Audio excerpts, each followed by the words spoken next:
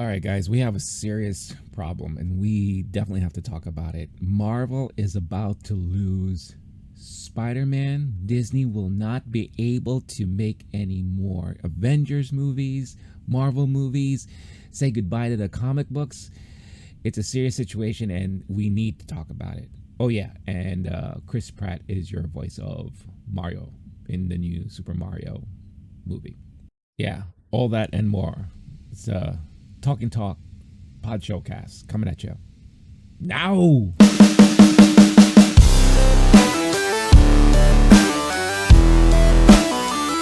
Hey there, ladies and gents. It's episode 5 of the Talking Talk Podshowcast. It's your boy Renee here. It's another week. We made it once again. It's fall. Happy fall, everyone. The temperature is starting to dip a little bit here on the East Coast. The humidity is dropping. We are escaping asteroids that are flying through the Earth. All that and then some interesting stuff to talk about, and I'll get to all of that in just a minute. But first, I want to again thank you guys for tuning in. Appreciate all of you guys who are watching or listening in podcast form. If you don't know, the Talking Talk Pod Showcast is your unofficial weekly pop culture podcast where I talk about the big topics from the past week, and I joke about a lot of random stuff and shenanigans and all that.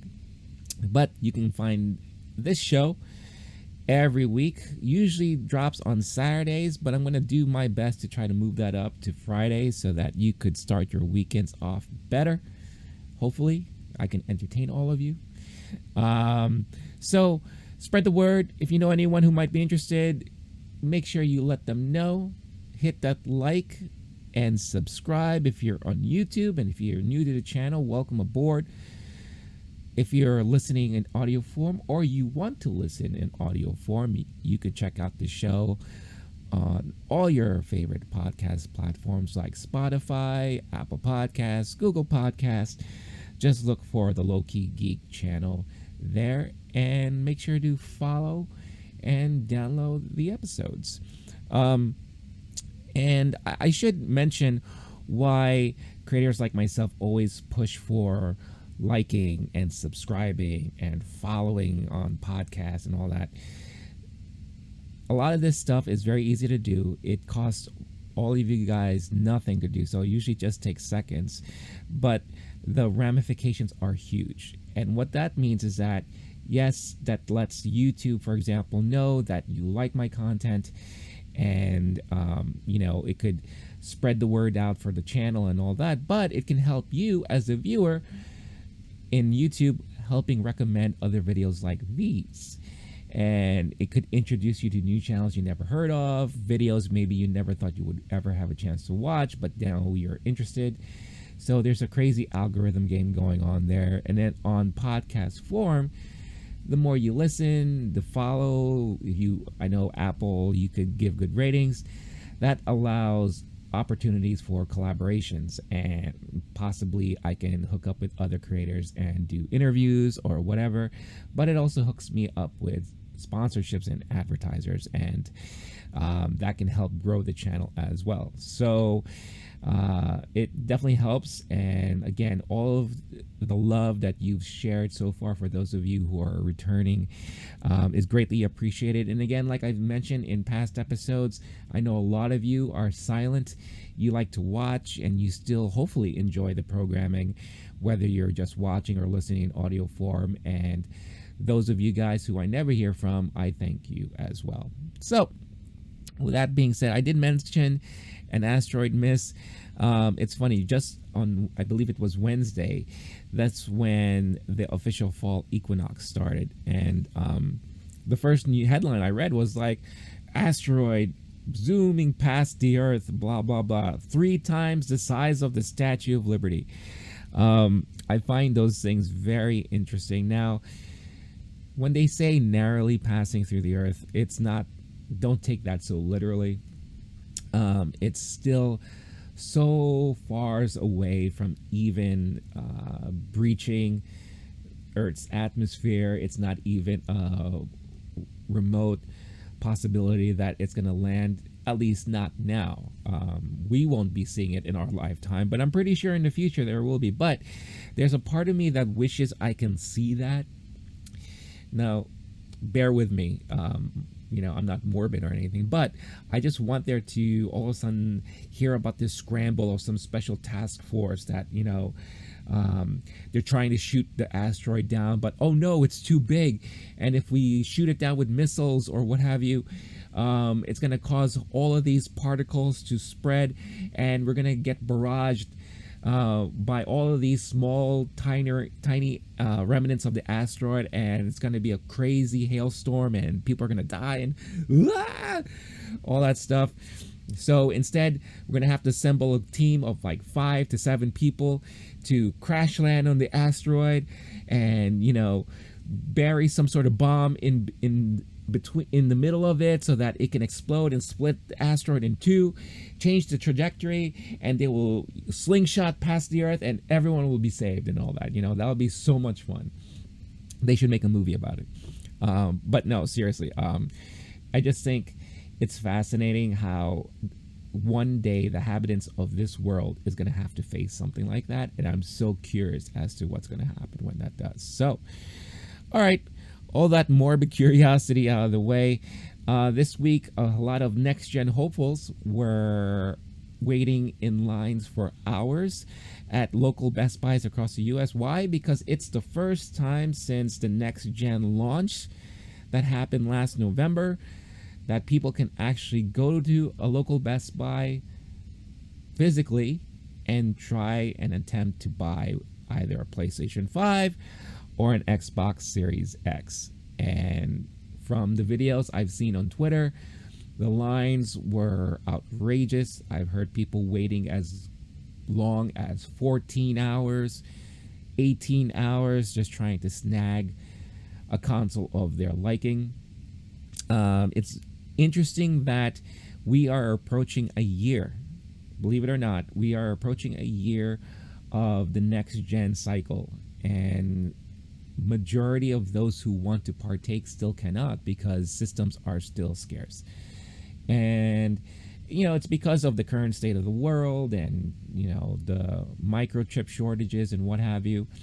But this is the first time I believe that we've encountered such a thing. Usually by this time, as we're approaching the 1-year anniversary of a new console launch, majority of those who wanted to pick it up already have it. The problem is there usually isn't enough games to play, which is still the case, but most people just don't have the system yet. Rare, events and circumstances that is preventing a lot of that from happening. So it is very interesting that, as we approach the 1-year anniversary for both Xbox Series X and PlayStation 5, that majority of those who want to partake still cannot.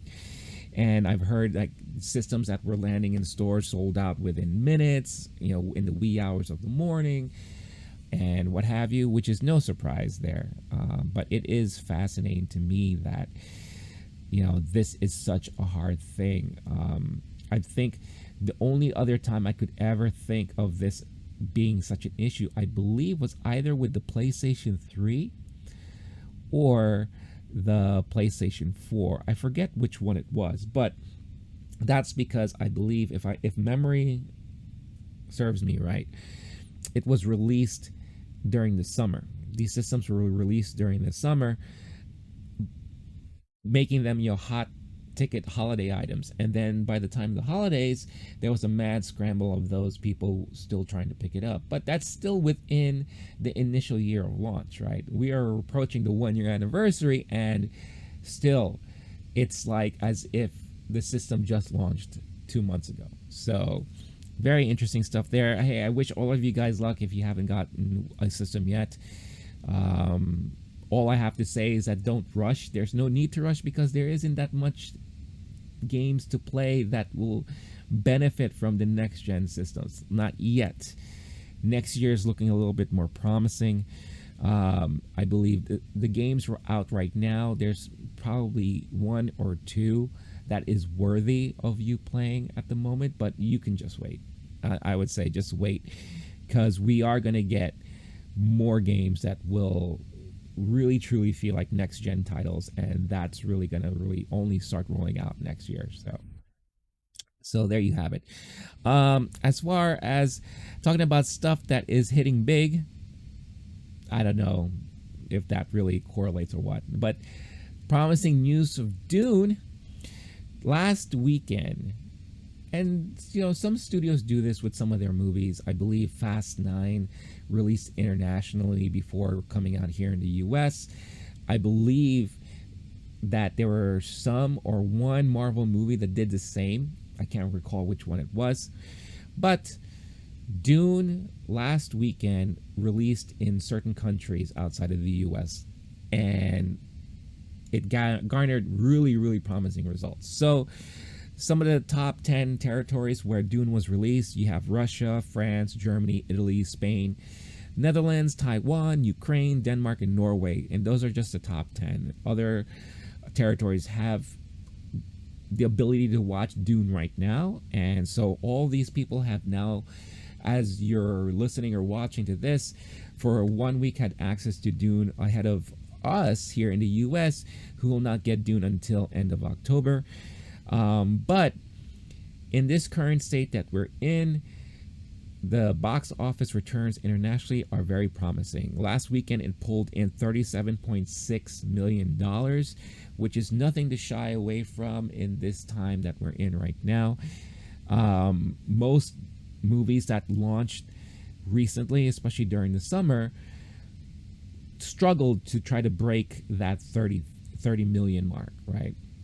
And that's just domestically, right? So it's promising because that means there are a lot of people out there, one, looking forward to watching this movie, and two, are willing to go out to the theater for it. Now, it's going to be a little different situation here in the US because we will be able to watch it in the theaters, but if we don't want to go to the theaters just yet, we will have the ability to watch it at home on HBO Max. So that's definitely going to skew numbers big time. Me personally, I'm looking forward to watching this in the theater because it looks like one of those theatrical experiences. You have great special effects. I'm a huge fan of Denis Villeneuve, and he is one of modern times one of the best visual directors right now. Blade Runner 2049 is gorgeous, and I really enjoyed that movie. The Arrival was amazing, great storytelling in there. So I feel like this is going to be a blend of two. Dune is a hard property to kind of master, right?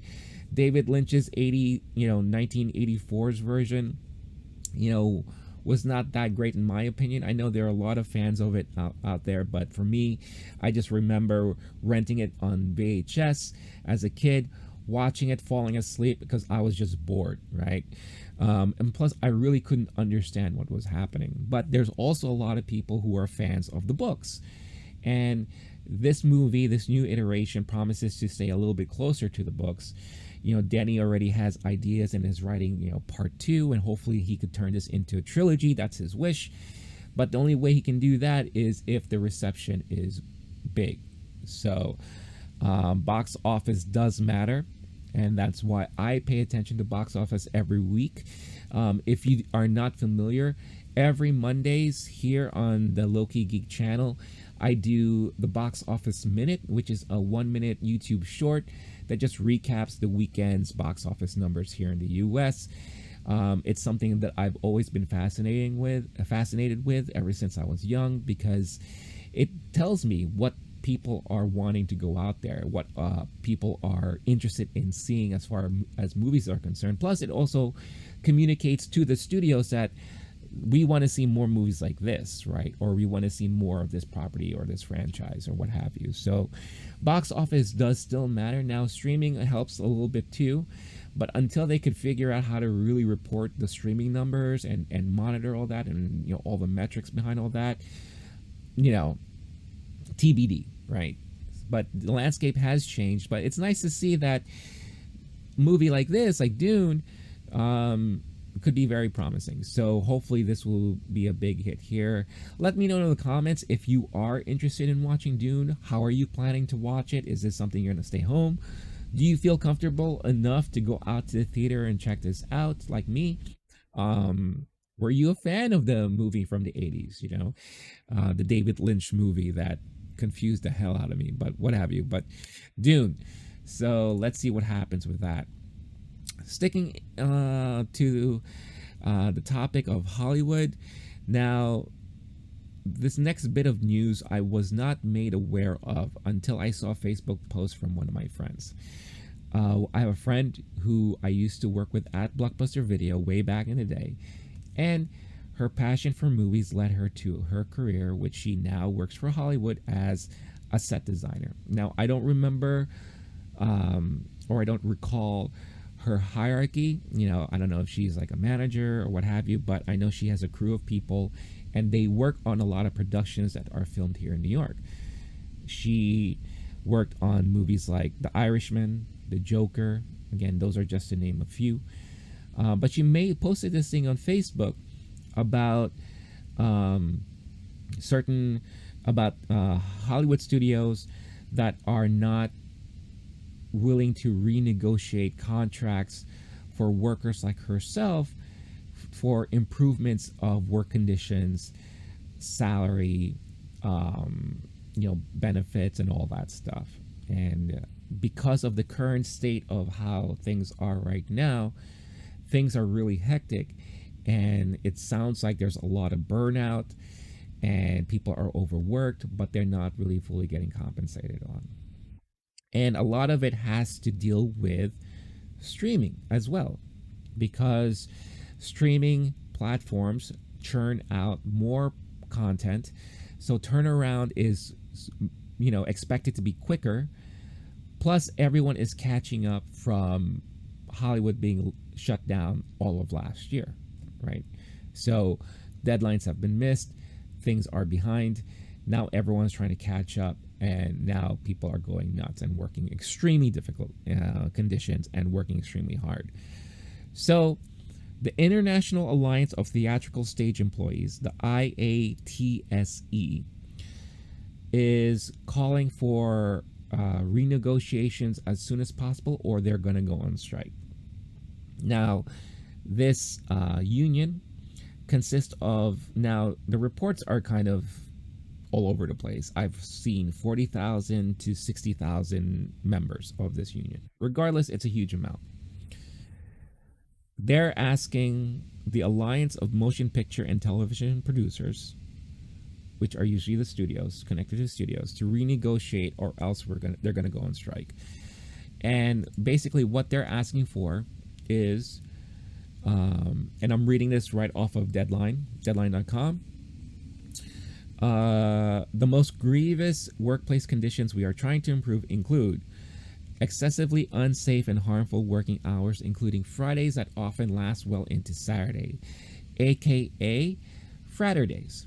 If you guys don't know, usually weekends are the times when studios shut down for the week. That's usually the breaks that people get, but it sounds like now that's not the case for the majority of the time. Wages for lowest paid crafts that cannot sustain a decent living. That's also another issue. Incredibly long work days without any break for a meal, to put down equipment, to unmask and get fresh air, or just sit down. That also is a major issue. Moving on all the list here, consistent failure to provide reasonable rest between work days and on weekends. So when I kept reading into this, basically it's, let's say a production ends on Thursday, right? Normally people will get some time off, and then following week they'll work on the next thing. What it sounds like what's happening here is that production ends on Thursday for project 1.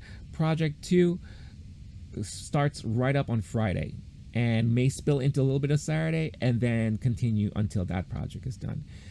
Project 2 ends on a Monday. Project 3 starts now on Tuesday. That seems to be what's happening here. So you could see this is an issue. And then lastly here, substandard rates for the same work on new media streaming projects, even on productions with budgets that rival or exceed those of traditionally released blockbusters. This quote unquote relief is being provided to the most profitable companies on the planet, including Apple and Amazon. So these are the grievances there. From what I can tell, the studios have not been willing to really negotiate and to talk. So this has been hitting the news outlets quite a bit. A lot of Hollywood actors and actresses have been putting their voices in and putting their support behind the union, behind the IATSE, to try to get equality here, try to get compensation for those who deserve it. A lot of these workers are your hair and makeup people, like I mentioned before, set designers, costumers, right? Lighting people, stagecraft, all that stuff that's involved in the back end of a production of a movie. All those people you see at the credits that you're usually already out the door when they're playing. Not me. I'm always sitting through the credits there. But all those people, these are the people that really help with a production of a movie from start to finish. And these are the ones that are being underpaid and mistreated, right? So, the landscape has changed. Like streaming has really proven itself, mostly because of what happened last year, to be a huge form of entertainment that is now overtaking the experiences of going out to a movie, the experiences of going out to possibly a stage show or production. And a lot of these platforms are reaping the benefits on all that. We've heard earlier this year the grievances that actors are now having because of contracts that are tied to box office and doesn't include any clauses about streaming platforms. Scarlett Johansson is the number one person right now, where her contract stated that part of her salary was going to be partly based on the returns from box office revenue. Now, Disney decided that they were going to do a day and date release, and then now you could go on Disney Plus and pay an extra $30 to watch Black Widow during that time. All that revenue is not being accounted for to Scarlett's contract, and she doesn't see any of that profit. So box office revenue being so low, that affects her wallet, right? And it sounds like there are other actors and actresses who are facing the same issues here. So it comes a time where things are going to have to change and pivot, right? So it makes perfect sense to me why the IATSE Union is demanding for improvements and updates to their contracts for their members and all that. And it's only right for the studios to adhere to it, because if they can't negotiate within the next couple of days, it sounds like they are looking to walk out first week of October, and which will shut down majority of productions from what I read, mostly anything tied to Warner Brothers, HBO, Showtime, BET, Lifetime, a good amount of production that is done on the West Coast. And of course, it's going to touch like some of the East Coast productions too. So big stuff there. I wish them the best of luck. They deserve what they are, what is supposed to be coming to them. They work extremely hard. Again, I know a lot of people in the industry who are, like I mentioned before, my friend who is a set designer.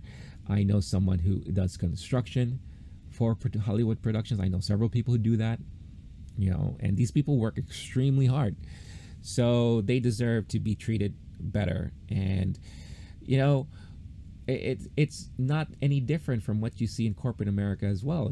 A lot of these people who have corporate jobs realized a lot of things last year, and maybe one of the things they realize is that they're not being compensated for the amount of work that they're doing. So as things start slowly opening up, or the opportunities and possibilities for really working from home seems to be more of a stable and acceptable thing, renegotiations are really starting to happen a lot more.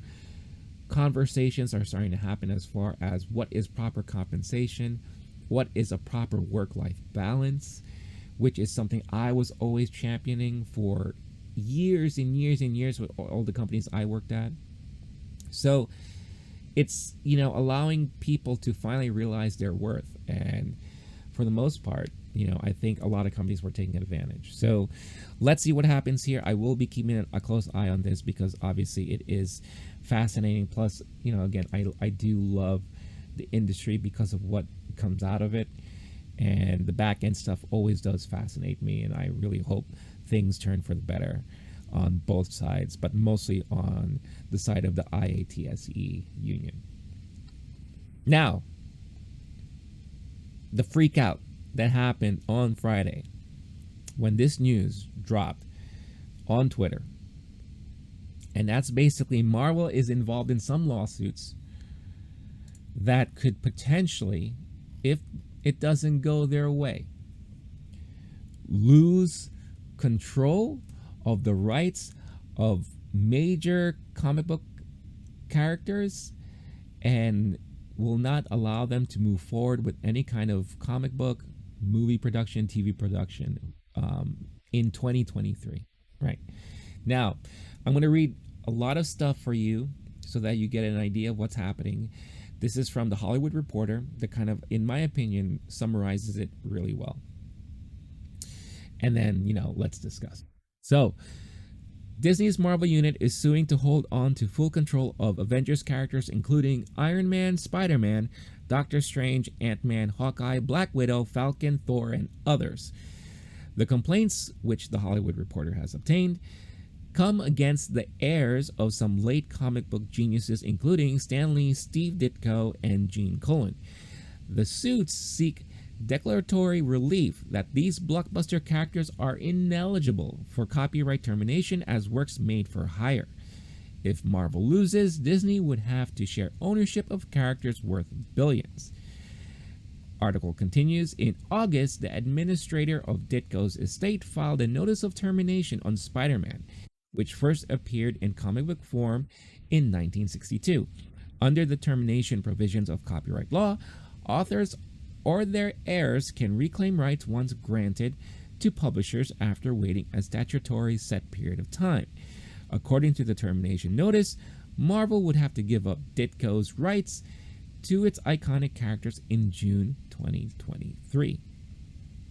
Now, I'm going to continue on to this next part because I think in order to really fully grasp what's happening here or the potential of what the outcome could be, you need to understand this here. Marvel is facing other termination notices. For example, Larry Lieber, who worked at Marvel as a writer too, filed termination notices over creations in May.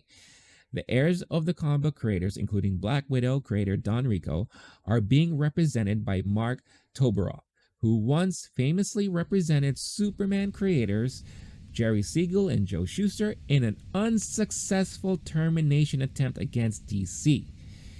DC saved off termination by counterclaiming against Toberoff and asserting tortuous interference of its rights. The publisher was represented by Dan Petrocelli at O. Melveni, who just so happens to be representing Disney now in its efforts to keep rights to various Avengers characters. All right. So, to summarize here, the heirs of these famous comic book creators are looking to get their cut. Understandably so. I believe, look, you're a comic book creator in the 60s, 70s, you create these things. You don't know that 40, 50, 60 years down the line that these things will be multi-billion-dollar properties, right? So you agree to certain terms with the publisher, whether it be DC or Marvel, that, I'm going to work here, I'm going to do what I do, but understanding that a lot of the properties that I may be involved in, or maybe some creations that I work on, may not be fully mine. It's going to be ending up to be the property of the publisher. If you work in tech or media, a lot of the contracts that you sign have a clause in there, and I've seen this clause multiple times, that any invention that is done while working for said company is rights and belongs to that said company. You don't have any personal attachment to it. You cannot take that, that invention, whether it be a piece of software, a tool, right? You cannot take that with you if you were to leave that company, because now the company owns it. And this is not any different there, right? So the heirs are looking for their share,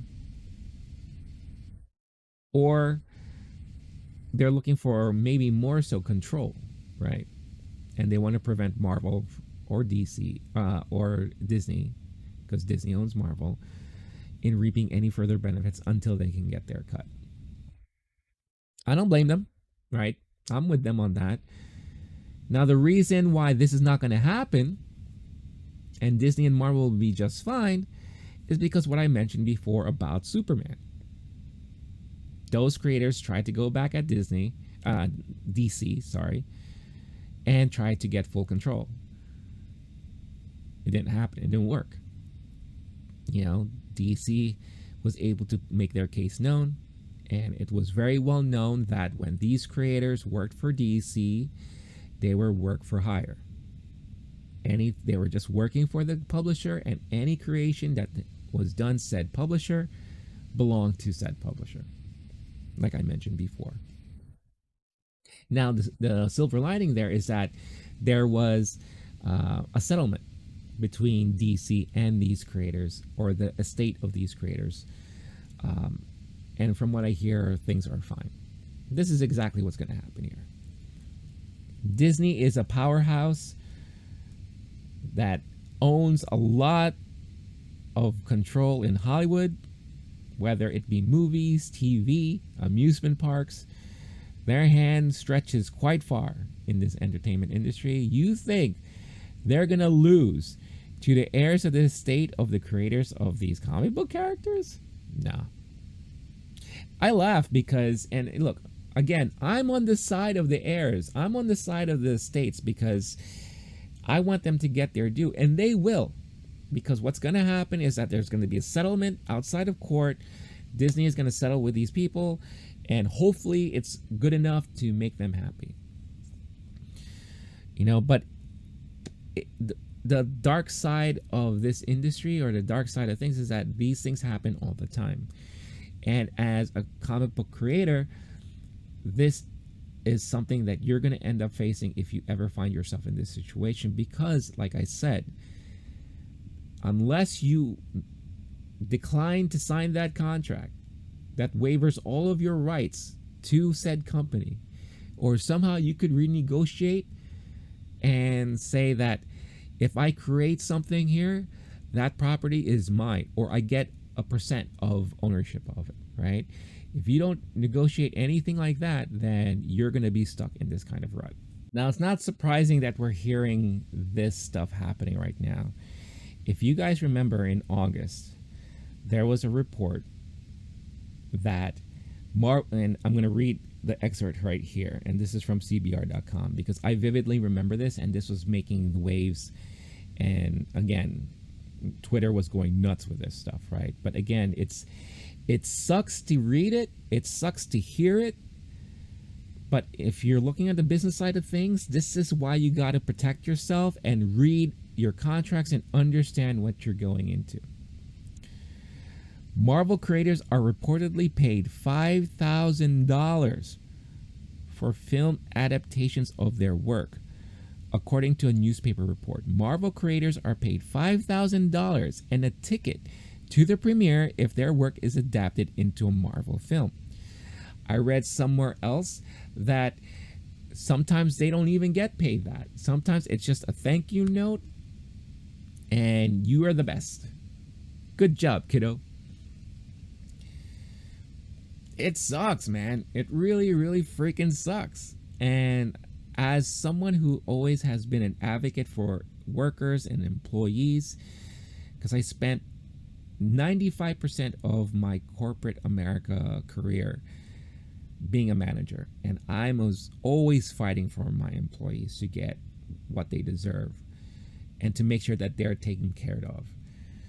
To hear this is heartbreaking. It really is heartbreaking. And in a perfect world, you would think the folks at Marvel and mostly Disney will say, hey, you know what? You, creator of Ant-Man, you, creator of Spider-Man, Doctor Strange, we are so appreciative of your work and you introducing us to these wonderful characters that have boastful stories that's now making us billions of dollars. Here's a sign of our appreciation. And it's like a huge kickback or a percentage of, you know, the overall revenue that this character contributes to the bottom line. You know, of course, yeah, tickets to the premiere and all that hullabaloo. But it's not a perfect world. This is, you know, a business, and Disney is very corporate, as I mentioned, like corporate America, and this crap happens all the time. So what can you do? With everyone freaking out that we will no longer see a Spider-Man movie or read a comic book that has Doctor Strange or, you know, Iron Man in it, is ridiculous because it's not going to happen. There's going to be a settlement.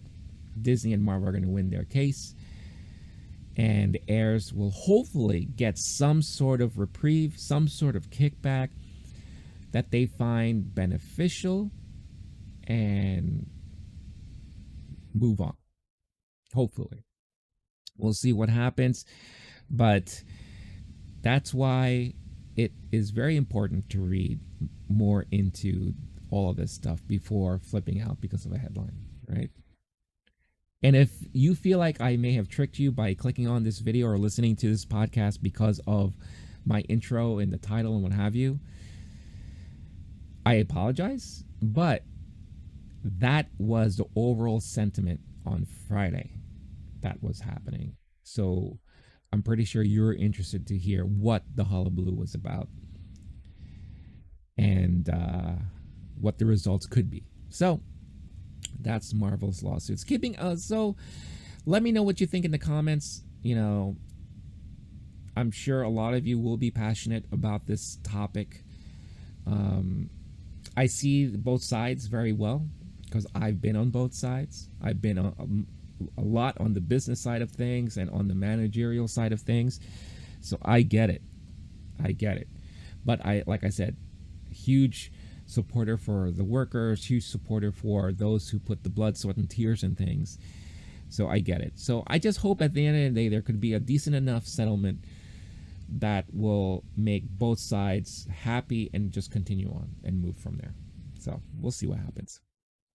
But keeping along with Disney, November 12th is going to be the 1 year anniversary. 1 year, or is it 2 years now? I believe, okay, maybe 2 years. 2 year anniversary of Disney Plus. And because of that, they're going to have an exclusive streaming program that is going to highlight a lot of upcoming stuff that they're working on. Plus, they're going to release a lot of things on that day. They're calling it Disney Plus Day.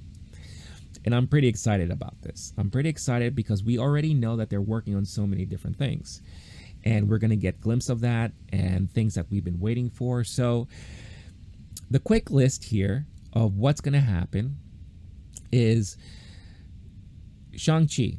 Shang-Chi will now be able to be streamed directly on Disney Plus without additional payment. So it's going to be available for everyone who owns and subscribes to Disney Plus. November 12th will be the first day you can do that. So if you haven't had a chance to watch it in the theaters, November 12th is your opportunity. Along with that, Disney's Jungle Cruise. You can now stream it for free.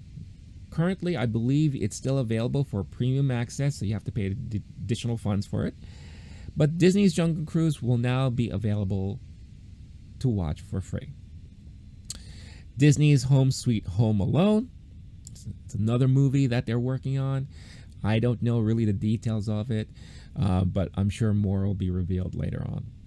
Disney's Olaf Presents, which is a special show that they're working on with the characters of Frozen.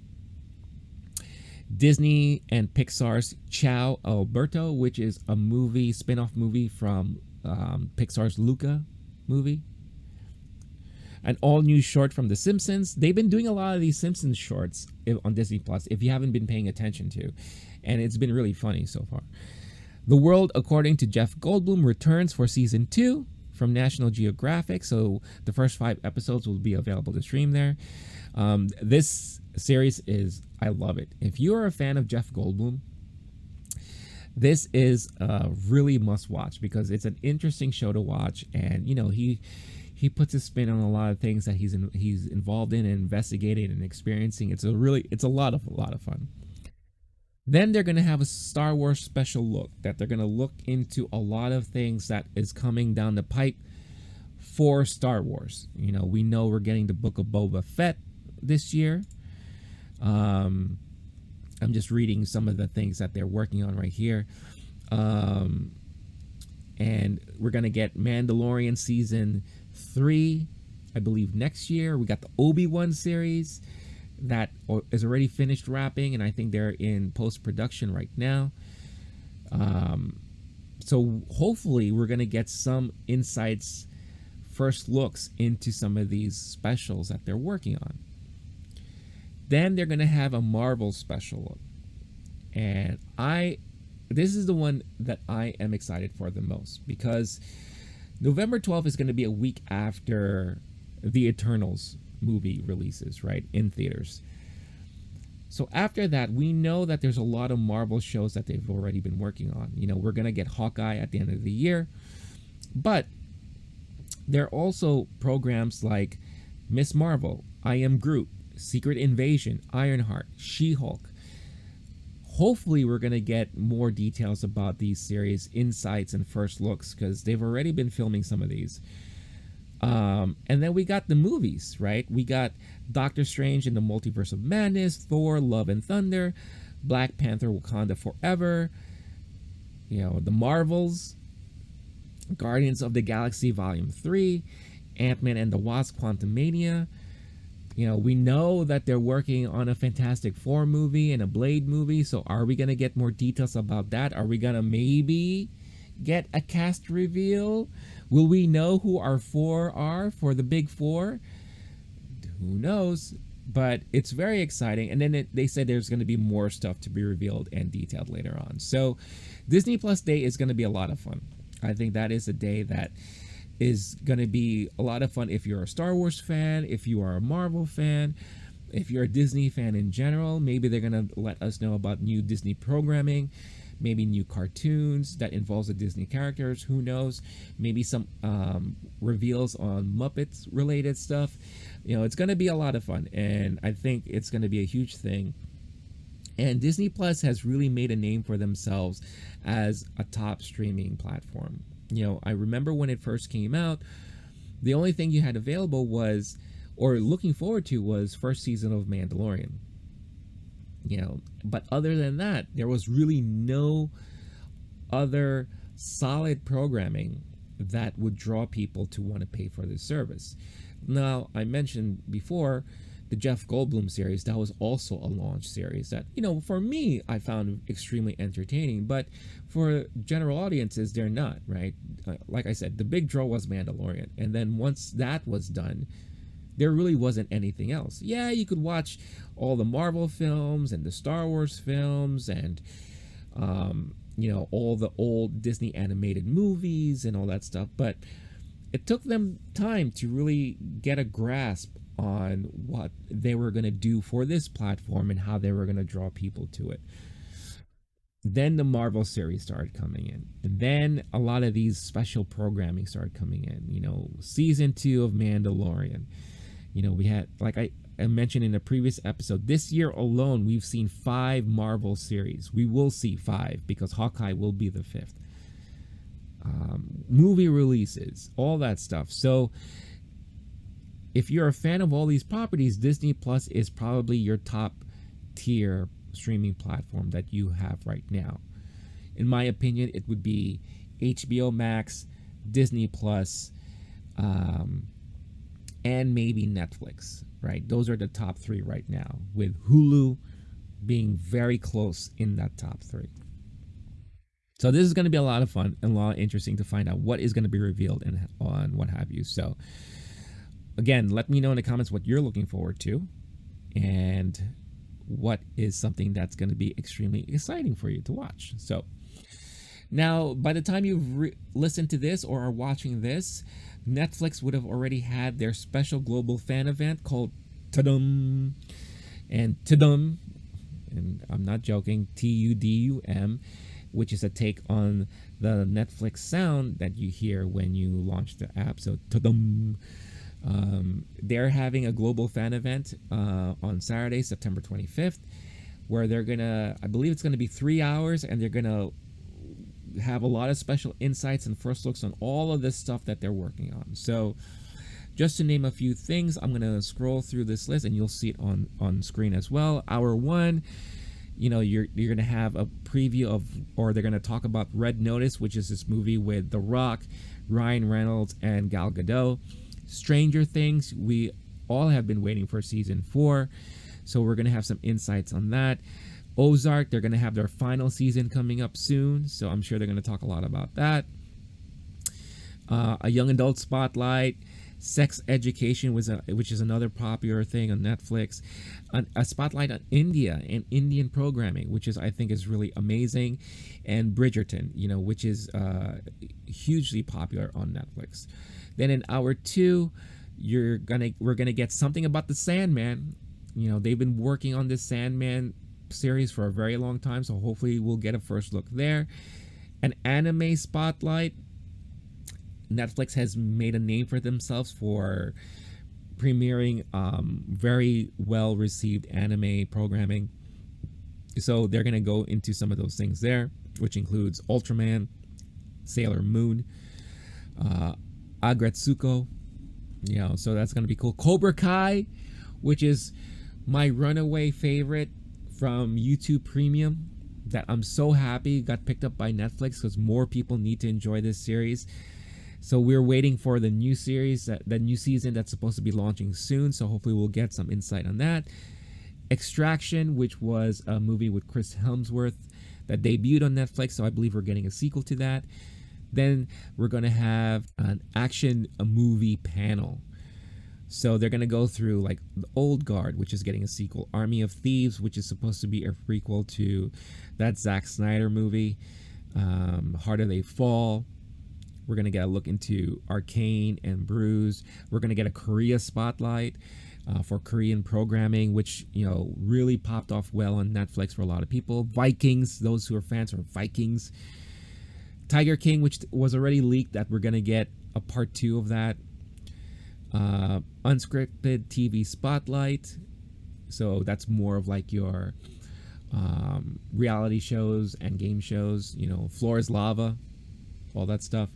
And we're gonna get some news about Cowboy Bebop, John Cho's Cowboy Bebop, who's starring as the lead role there. So hopefully we'll get, you know, some first looks as far as actual scenes, because when they released those photos a couple weeks ago, I don't know if I was feeling them at all. But once you see it in motion, you could, you know, easily change your mind and all that. And then in hour 3, more stuff, and this looks like they're focusing more on Netflix specific tiered properties, right? So Emily in Paris, The Crown, The Umbrella Academy, which I love. If you haven't watched The Umbrella Academy, you're missing out. Army of Thieves, you know, Animation Spotlight with Big Mouth and Inside Job. Don't Look Up, Enola Holmes, which I think they are doing a sequel of that because that first movie became a big hit. And of course The Witcher, you know, the new season of The Witcher that they're working on, and The Witcher Blood Origin, which I believe is anime. So a lot of stuff they will be discussing and hopefully revealing to you guys. I believe you can watch this on YouTube. the whole 3 hours as a live streaming event, and you could watch it as a recap later on. So I will be looking forward to checking this out over the weekend. Let's see what good stuff they have, because in my opinion, the reason why I said Netflix is number 3 in my streaming platform list is because I feel like they've kind of stepped out of what they were really good at, and that is Netflix tier 1 specific programming. You know, back in the day, a lot of people loved Netflix because of shows like Orange is the New Black, House of Cards, Stranger Things, right? Ozark. You know, these are the huge programs and all that. Then they started focusing on a lot of these like lower tier programming, movies, which have been mostly hit or miss. And then the platform became more well known for documentaries, especially true crime documentaries. You ask a lot of females who watch Netflix in the United States, and the majority of them will say that they love watching true crime docs on Netflix. So in my opinion, Netflix turned into the true crime doc platform. Hopefully they can kind of pick up some more momentum and go back into things, because Netflix is still a solid option as far as streaming goes, but I've been noticing the majority of my own time going more to HBO Max, Disney Plus, and even Hulu, which is owned by Disney as well. So let's see what happens. Let me know again in the comments if you check it out and what you guys are excited for. So, and guys, on the podcast platform, and I believe this is if you're listening on Spotify, you can leave voice messages as questions. So if you want to do that, go ahead and head over there and leave me a voice question, and I'll in future episodes I will play them and answer your questions. So that'll be a lot of fun. Now, before we get into the last main topic here, I'd like to take a moment to reveal this new segment that I may have moving forward, and that's the Flashback Feeling Old segment, celebrating birthdays from this past week. Because this week we had kind of a few celebrations, some that I found very interesting and they're tied very well into pop culture. So first off here, we have The Muppet Show, debuted 45 years ago this past week. 45 years ago. The Muppet Show was always a popular thing to watch for myself. I've watched it live on TV. I believe it was airing on Channel 7 here in New York. It was either Channel 7 or Channel 2. My memory is fuzzy, but then again, not Fuzzy Bear, but you know, because I was only 3 at the time. But it was a show that stuck with me for a very long time. I am a huge fan of the Muppets. I love the Muppets extremely. If you know me long enough, you know that is a big part of my life. So it's amazing that 45 years ago the Muppet Show debuted, and you can watch episodes of the Muppet Show on Disney Plus. I do that from time to time, and it's very enjoyable. Now, interestingly enough, with us celebrating the anniversary of the Muppet Show, we are also celebrating the birthday of its creator, and that is Jim Henson. If Jim Henson was still around with us, he would be 85 years old this past week. So a very happy birthday to Jim Henson. Again, without him, we would not have gotten the Muppet Show. We would not have gotten the characters that we see on Sesame Street. Because, again, Jim Henson was not a creator of Sesame Street. There are other people involved in that, but Jim Henson helped form what we've seen on Sesame Street character-wise. So he was crucial when it comes to that. Then we would not have gotten movies like The Dark Crystal, Labyrinth, you know, movies that we've seen from the Muppets like Muppets Take Manhattan, The Great Muppet Caper, and the Muppet Movie. So Jim Henson, plus, again, Jim Henson was a revolutionary when it comes to puppetry and robotics, that a lot of things that we've enjoyed as kids probably would have turned out differently if it wasn't for Jim Henson. He worked a lot on puppetry and robotics when it comes to facial expressions. So, for example, he was involved in the first Teenage Mutant Ninja Turtles movie. He created the robotic puppetry that controlled a lot of the eye movements, the mouth movements, the expressions. It was Jim Henson's workshop that worked on a lot of that stuff. So, a lot of things that he's done and created for his own properties, he was able to help other studios utilize those creations, for their properties. So, again, happy birthday to Jim Henson right there. Lastly on this list is something that I haven't thought about in ages, and it's really, really fascinating. So, it's about an alien who hails from the planet Melmac, loves eating cats, and loves being a wisecracking, sarcastic joke teller. And that is ALF. ALF debuted on TV 35 years ago this past week. 35 years ago. And if you are not of my generation and you don't know who ALF is short for Alien Lifeform. And it was a sitcom on network TV. I believe it aired on NBC. About a family who encounters an alien that's been stranded here on Earth, takes him in as their own, and we see the everyday lives of ALF adjusting and learning about Earth's ways with this family. And ALF was this comical, like literally, he would tell jokes all the time, get into a lot of hijinks with the family, especially with the father figure, and terrorize the family's cat because on his planet, cats are a delicacy and that's what they eat. It was a bizarre show, man. It was, you look at this character and maybe for most of you, he is not a cute character, right? And he had this voice like this, hey, what about the cat? It's like putting Rodney Dangerfield into an alien, right? But it blew up. At that time, ALF was extremely popular. It spawned off an animated series that you could watch on Saturday mornings. It spawned off a comic book, merchandising. They had a deal, I believe it was with Burger King, where you bought like a kid's meal and you would get a stuffed, ALF doll.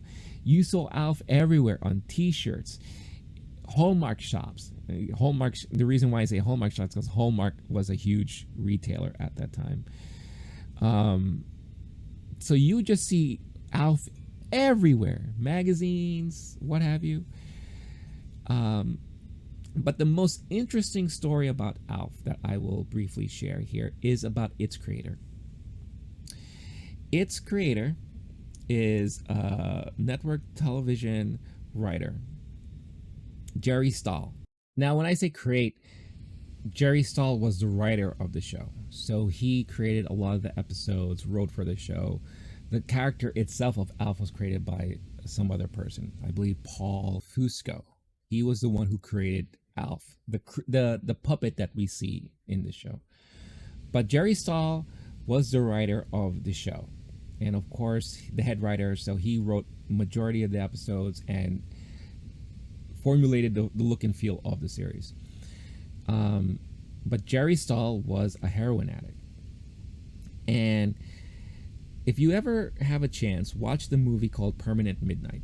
Permanent Midnight stars Ben Stiller and I believe Owen Wilson, and I forget who the female is in there, the head female. Well, anyways, and this is one of the few films with Ben Stiller that it was more drama centric, and it's the story of Jerry Stahl, how he is a Hollywood writer. He has addiction problems, a huge heroin addict, and it was because of his heroin usage he kind of had hallucinations, and it was hallucinations of this type of character, a wisecracking alien, that he started writing about, and it formulated the TV series. Right now, again, I don't know how accurate it was. I did hear that it was extremely accurate, that Jerry Stahl's side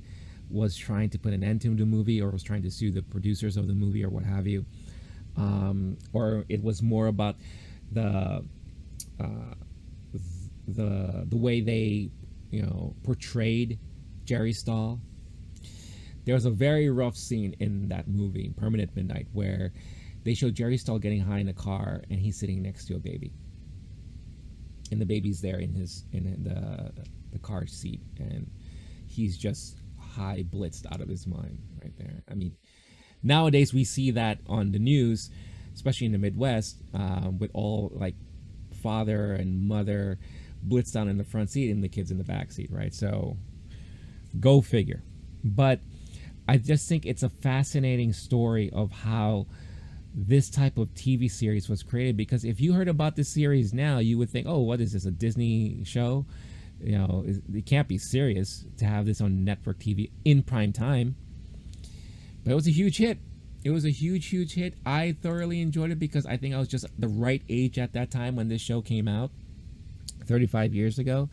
So I enjoyed it. I fell into the ALF craze, so very interesting to look back on that. So guys, again, as a reminder, Talking Talk Podshowcast can be seen every week on YouTube. Normally Saturdays, but hopefully Fridays moving forward. If you are new, welcome. Hit that like, subscribe to the channel if you haven't done so already. And it could be also found on podcast platforms like Spotify, Apple Podcasts, Google Podcasts, and the like. Make sure you follow. Give a good rating if it asks you or prompts you to, and download the episodes and enjoy it every week. And I appreciate all the support. So let's talk about this Nintendo Direct stuff that happened. Now, I made a comment to a friend of mine about Nintendo's presentations. A lot of it is very tongue-in-cheek. A lot of it is very family-oriented and kind of goofy. They're still trying to portray that they are the fun video game company and all that. But for me, it doesn't work anymore. Maybe it's just me. I don't know if I'm getting old and curmudgeon-y like and cranky in my old age, but I'm so used to seeing presentations from Sony and Xbox that are very professional, very serious. And hey, guys, we're going to show you all this stuff. So, when I saw like one of the producers or developers of Splatoon doing his crazy presentation there, I thought it was silly. I was laughing my ass off because I'm like, this is so ridiculous. Every time the dude from Nintendo would show up, it's like, so what do you think? Or how about that? Like, come on. What is this, the 80s? I feel like that would have worked in the past, but for me, it just doesn't work anymore, right? Plus, Nintendo's tactics of being transparent are very odd for me these days. We never know what they're working on. They drop these Nintendo Directs out of nowhere, and they use this as a platform to kind of surprise us with what they're working on or a drop that's happening. So it's very odd, their business model currently. And I find it extremely frustrating that as an old school Nintendo fan, I go to Nintendo not for the third party stuff. I know in the past, Nintendo suffered from lack of third party support, because they were always about first party stuff. And if you wanted to produce for our system, you had to go through this crazy song and dance and all that stuff, right, to get in there. Now they've made it extremely easy. Now there's nothing but third party stuff, and it's flooded with that, and I'm not getting enough of first party stuff. So it's kind of like a weird switch in roles and circumstances there. So I want to see more Nintendo properties, and we haven't been getting them, and it's been very disappointing.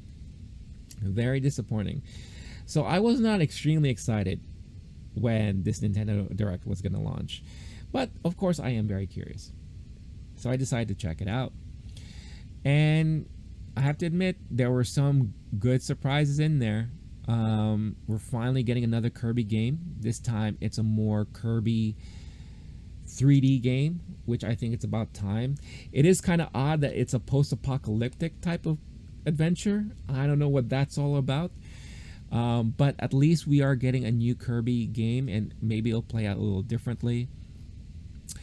After first hearing about it back in 2017, I believe, finally we're getting details about Bayonetta, and now we're getting a Bayonetta 3, which is very, very exciting to hear about. And I'm sure all of you female cosplayers out there are extremely excited to see what new costumes you could pull out of this game.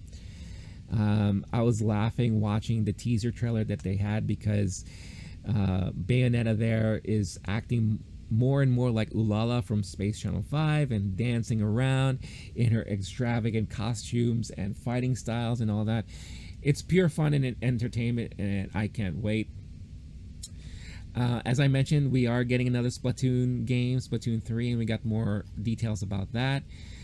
For old school PlayStation players and fans of Final Fantasy and Square Enix, Chocobo Racing is finally coming back, and it's coming back as a kart racer. So that's a new game that's going to be launching next year on the Switch and possibly other. Oh, sorry, no, it's not. It's the Switch exclusive, guys. So very, very cool stuff. You know, we got compilations that are out of left field that we weren't expecting, like Castlevania Advance Collection, which is a series of their handheld releases that they did on Nintendo platforms, along with a Super NES version in there. So very, very cool. That's not Nintendo exclusive, by the way. I saw that available to purchase on Xbox, on the Microsoft Store. I was shocked to see ActRaiser coming back. The minute it flashed on screen, I'm like, that's ActRaiser. And boom, ActRaiser is coming back as a remake that is available now. It was again, the surprise drops that they do is fascinating to me, because it's like, hey, Nintendo Direct, by the way, this thing we're talking about, boom, you can get it today. So very, very interesting stuff. You know, we were teased that there's going to be an Animal Crossing event airing in October that's going to dive deep into probably a new DLC or what have you. We didn't get any Pokemon news, right? Because, you know, they had some recent Pokemon stuff, but we were given details about this new upgrade to the Nintendo Online service, which currently now you can get, and it's really, really dirt cheap. I forget the details of it, but it grants you access to the virtual systems of the NES and Super Nintendo, and they've had several releases come out throughout the years supporting these virtual platforms on the Nintendo Switch. So if you're an old school gamer, you like to revisit them, you had a blast, right? They've announced this interesting thing where it's another level of the premium service, and they're calling it Nintendo Switch Online Plus Expansion Pass. Terrible name. Hopefully they're going to change it up, name it something else. Plus, they didn't divulge what the cost structure is going to be here. So I'm very curious about that, you know, because other than the ability of playing Nintendo and Super Nintendo games, there really is no true benefit of signing up for their online service. Will that change now with their Plus Expansion Pass? We don't know. But the bonuses that you get for upgrading is quite interesting, because now you're going to have access to their virtual console of the Nintendo 64. So you'll be able to play classics like Super Mario 64, Star Fox 64, The Legend of Zelda Ocarina of Time, which are great titles. And if you haven't had a chance to ever play those, this is a great opportunity for you to play them now. Then they announced that additional titles will be coming down the line, like Majora's Mask. Again, if you're a huge Zelda fan, these are main staples in this franchise. So must plays. F-Zero, Banjo-Kazooie. Then the shocker, you're going to be able to get access to a virtual console for the Sega Genesis. Where did this come from? We know Sega and Nintendo have been playing nice for a while now, but boom, on a Nintendo platform, you're going to be able to play Sega Genesis games. So you'll get to play games like Sonic 2, Echo the Dolphin, Golden Axe. Basically, if you picked up the Sega Genesis Mini, the titles you have access to there are pretty much the same titles you're going to have access to on this virtual console. I think this is an interesting move from Nintendo because there have been speculations about their new mini console possibly being a Nintendo 64 version. No announcements about that, and not saying that we're not going to be able to get one of those later on down the line, but to get it virtually and to be the first thing announced is very interesting. And a lot of this stuff sounds like it's going to be available by the end of October. Plus, as a member, you're going to be able to purchase the Nintendo 64 controller and the Sega Genesis controller for $50 each once they're made available, which is very cool. But I've always had a problem with that because to this day, you still cannot buy a Super NES controller because it's been sold out forever. If you didn't get on that on day one, you're pretty much assed out. The same thing with the NES controller. Plus we're buying these old school controllers for $50 a pop. Yeah, I have a little issue with that. Here's my other issue. And I'm sick of Nintendo playing favoritism. In Japan only, you can buy the 6-button Sega Genesis controller from Nintendo to play on the Switch for the Sega Genesis Virtual Console. Why? Why are you excluding us here in the US from these lovely, lovely things? It's not fair. So, a lot of us are going to try to import that stuff and pay extremely high shipping rates and yada, yada, yada. So, not cool, Nintendo. Not cool. But the piece de la resistance, as I like to call it, is you had Shigeru Miyamoto interrupt the presentation. And I love Miyamoto-san. I had a chance to meet him once ages ago when I worked in the industry. At E3, it wasn't at E3, it was at an E3 event, award ceremony afterwards, right? A very cool guy, very happy, always smiling. He interrupts, and all of a sudden he announces details about the Mario movie that is being worked on by Illumination Studios. Now, we know that this was something that they've been working on. We just haven't heard about it for a long time. Well, those of us who follow movie news knew about this for a while. Let me rephrase. So it's interesting that he brought it up. And if you're not familiar with Illumination Studios, they're the ones who've done the Sing franchise. So Sing 2, that's coming out. Secret Life of Pets. That is a very popular series for the kids. They're responsible for those movies, and they're responsible for the Despicable Me and Minions movies. So they have some, titles under their belt there. So it's going to be really interesting. He said, we don't have a lot of details to show you, but we just want to let you know that it's coming out holiday of 2022 in December. But what we're going to tell you is the voice cast of the Mario movie. And this is where the internet blew up. Here we go. Voice of Mario, Chris Pratt.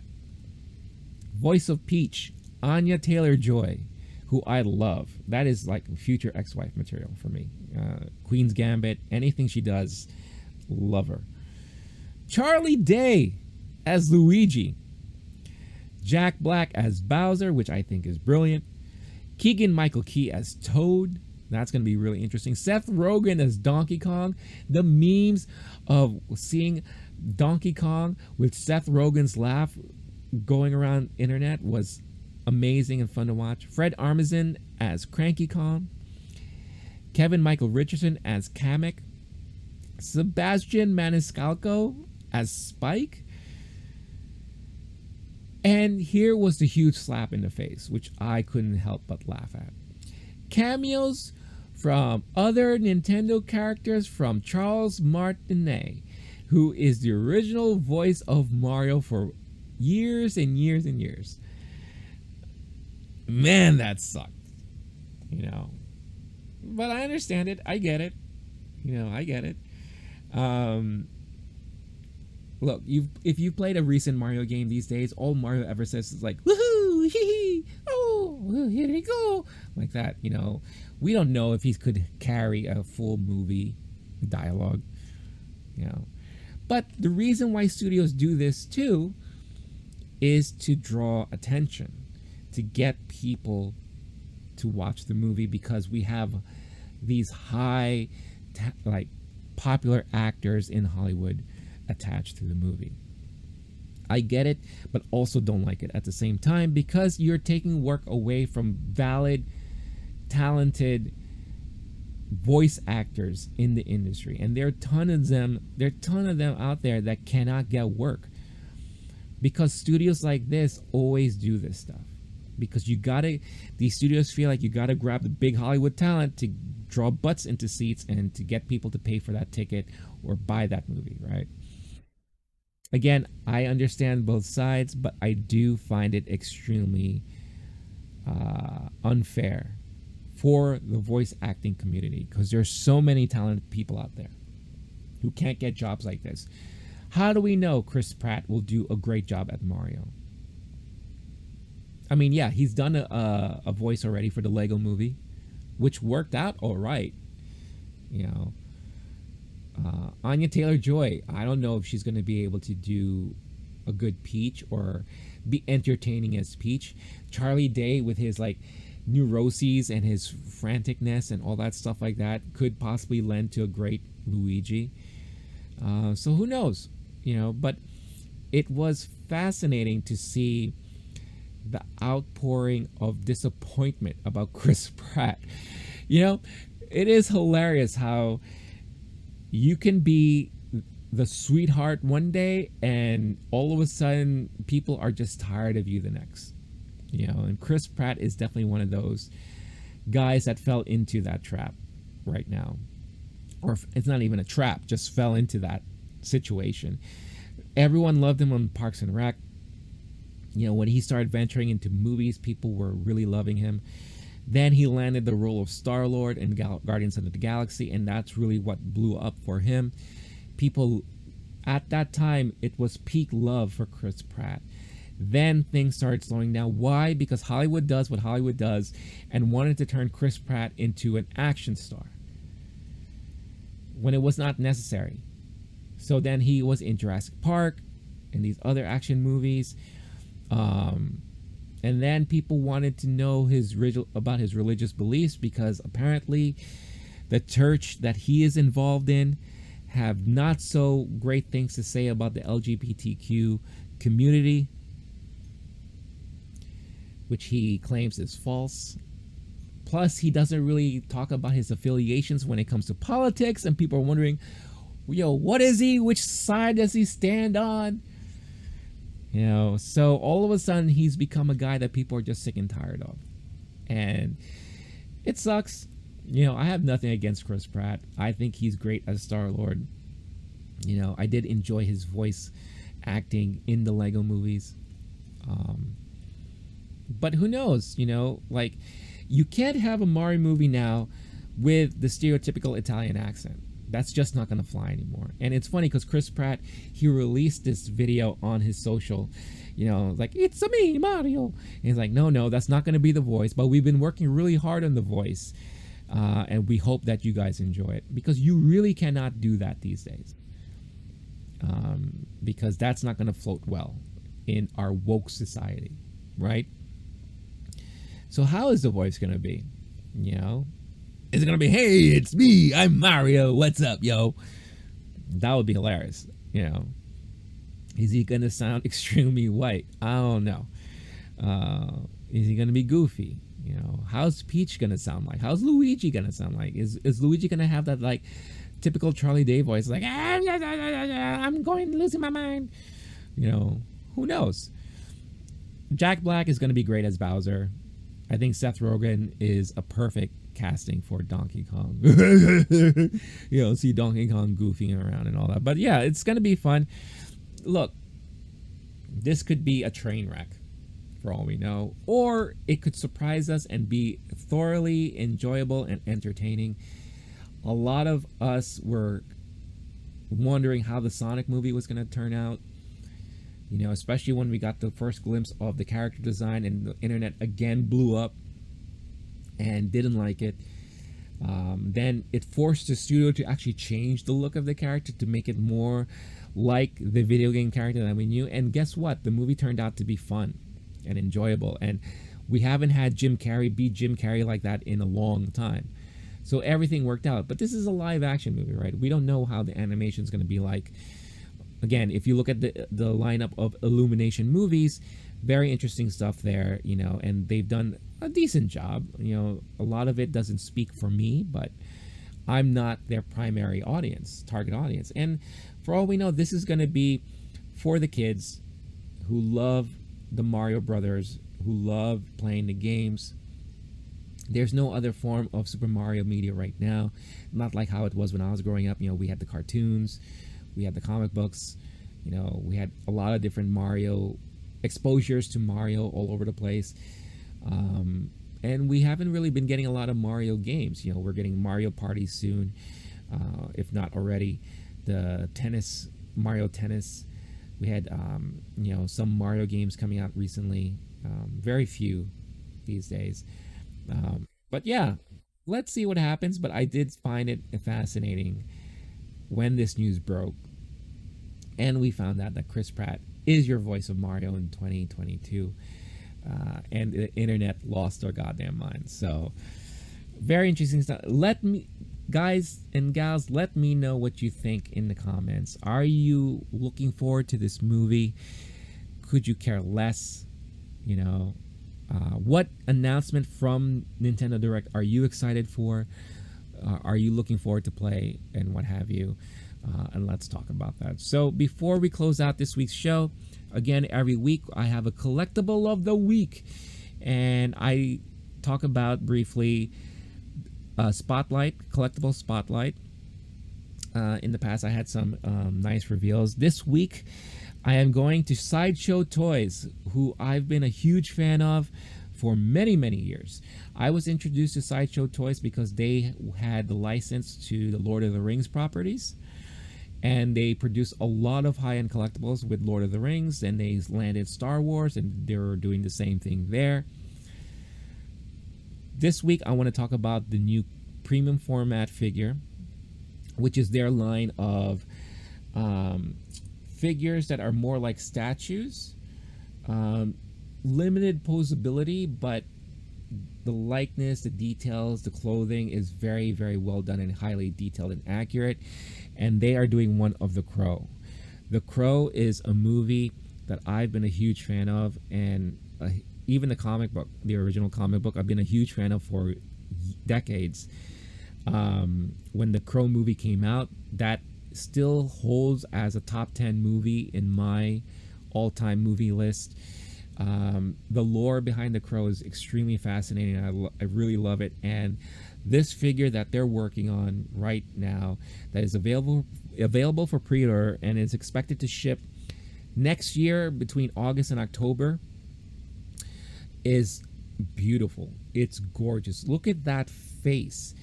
That face is Brandon Lee, his portrayal of the Crow. That is Eric Draven that we saw in the movie. Gorgeous detail. You got his leather trench coat that looks amazing. He got the crow that's perched right on his shoulder. He's got the wedding ring that is tied around his neck for his deceased wife, that was raped and killed by gangsters. You know, the only thing missing here, and I don't know, maybe they'll still add it later on, is his guitar, his famous guitar, because he is a rock musician by day, lover by night, and now full-time Avenger from the afterlife. But the details here for this is probably the best representation of the movie version of the Crow that I've seen ever. You know, they've had figures made up of him. You know, McFarlane Toys did a figure of his that I've, for a while, thought was almost perfect. And then there have been statues for him as well in the past that I thought were brilliantly done. But this is by far, I think, the best representation of the movie version of The Crow. Brandon Lee's portrayal of Eric Draven. And I think it is gorgeous. It is $600 again, extremely high end, you know. But the great thing about Sideshow Toy, as I mentioned in last week's episode, is that they do have flex plans, and you could pay monthly for something that if you really, really want it, but you don't want to pay full price, and you could split it up into as many as 8 payments. And you know, first they'll ask you for a deposit. In this case, they're going to ask you for $60 deposit. But the first payment will not be taken away from your account until January of 2022, because the release of this is still a little bit long away. So if you just want to hold your reservation and then, you know, save up some of your money to put away every month and then let them take it out every month for you, you could do so. But I might have to do this myself because, again, I have a huge passion for the franchise, for the character, for Brandon Lee's portrayal of this character. It's unfortunately was his last role that he ever played, acting-wise, because he died on set while they were filming this movie. It's a very famous story, very unfortunate, but it's phenomenal. And if you're a fan like me, I'm pretty sure you will think the same. So, ladies and gentlemen, that is the end of this week's episode and the end of episode 5 of the Talking Talk Podshowcast. Thank you again for tuning in and listening. You will find me again next week around the same time with episode 6. Let's see what I'll be talking about. I will be away next week. I'm attending my niece's wedding. So I'm going to have to do this is pre-taped, but it's probably going to be a show that's maybe not so heavily tied to the news of the week, but we'll see. But do tune in. It will be enjoyable nonetheless. Again, if you haven't done so already, smash that like button. Subscribe to the channel if you haven't done so. Spread the word. Leave your comments in the comments section. Let's have some discussions of things that I've talked about today. If you have any feedback, let me know. For you podcast listeners, appreciate you guys listening online or through your phone. Don't forget to download the episodes every week and follow along on the channel and leave a good rating if you're prompted to. Appreciate all the support that you guys have been giving me so far, and I appreciate and looking forward to future episodes. So until next week, stay cool, stay classy, stay safe, and I'll see all of you guys next time. Peace.